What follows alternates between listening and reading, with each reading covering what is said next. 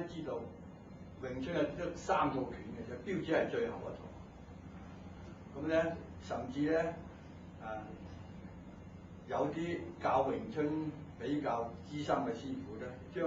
將玩標指咧放到喺無人裝之後，原因就係要玩標指嘅過程裏邊咧，喺腰馬同埋步法配合到嘅手法嘅合一嘅要求之下咧，係更加重要講到每一個動作嘅發力，係希望做到咧嗰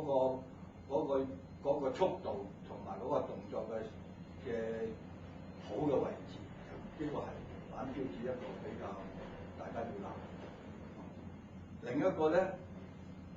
標指好多動作教我哋兩隻手同一時間發出2種不同方向嘅發力，令到將來我哋喺黐手或者搏擊嘅過程裏邊，做一啲拉打、拍打嗰類嘅動作咧，更加去得暢順，嗰個效果更加好。